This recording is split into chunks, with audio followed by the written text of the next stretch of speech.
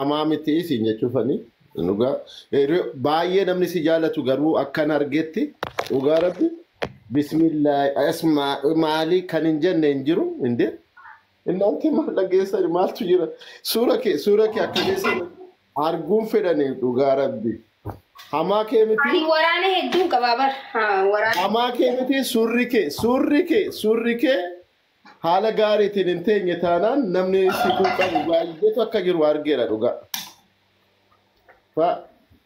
Dhugaa maatii keetiin ittiin boonuu qabda dhugaa. Ittiin boon. Eenyuun maatii ajaa'ibaatiin qaba bara.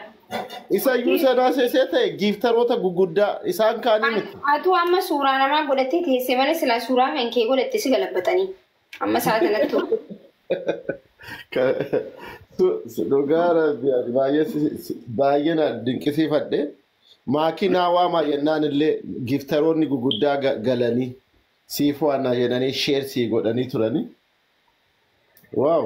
Giftara guguddaatu nama nan beeku sheerna godhee gisee dhufunoo ana haasa'uudhaaf akkatti hunda hidhiitii ol gabas teessee akka tokko akka hin taanetti fuusuraa na gootee taa'u jira.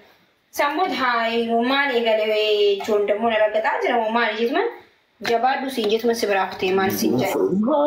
Maal kee argatu waadaraa rabbi eessaa si argatanii hamaa si baatee moo sinayyuu Oromoodhaaf ati qabsooftee silaa miidhamaa jirta argaa jirra. Waan argachuu qabdu waan advaanteejii argattu iyyuu dhabaa jirta. Maal anti eessaa si argatna? Rakkoon qabu barbaadanii isaanii irraan kaa'ee garuu hedduu na ajaa'iba suuraa kiyya irra godhattee waan akkaatteessa. Otoon si ragaxeeyyuu ani mana kee ani bari nama ragaxeeyyuu hin beeku nama takkitti illee. Na ragaxuu sanummas na ragaxee. Sittan hima kaayoo yeroo si ragaxu bar sittan hima. Eeyyamsiisee malee ragaxee yoo ragaxees barsima. Eeyyame kee malee taa'an qilee seenuu fanee si ragaxaa maaloo.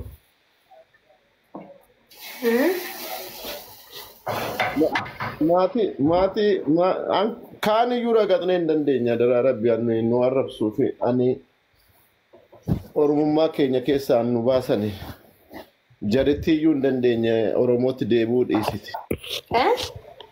Oromoo keenyatti deebi'uu dhiisiti kaan iyyuu ofirraa dhoowwuu dadhabne irraan jedhee ishiinumaan saba biraayyuu.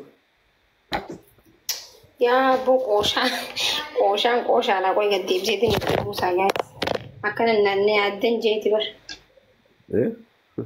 Na yaaddan jeeti viidiyoo banadhee qoy itti busha. Wayii buusaa jira. Fidadheen as baashii faamiliiticha. Yeni faamiliiwwachi. Faamilii nambar waanidha. Nambar waanii faamilii qabda dhugaa. Nambar waan. Nambar waan faamilii qabda. Tokkoffaa. Yaa onni irra na jaalatanii. Taaptaap si haa godha kaa. Taaptaap godhaa jedheen bakka kunu fuudhiti. Taaptaap siif haa godhan kaa. Osoo jeenu naa godhan taaptaap miti.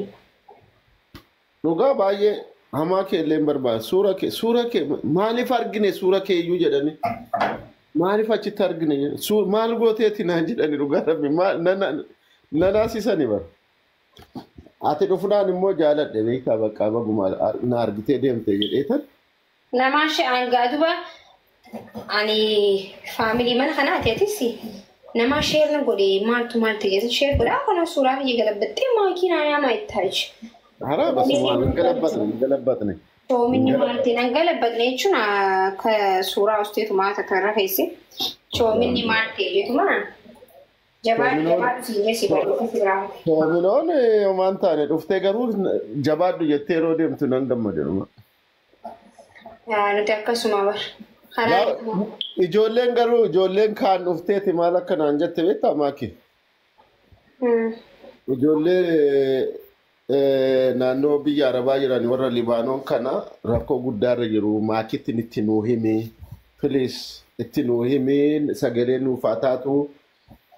Oromoon keenya kun alatti ba'anii ijoollee qabatanii ala taa'u inni kaan mana ari'amaniiru inni kaan biyyatti ittiin galuu dadhabee siyaasan buusaa eeggataa jirti obsaa fixee.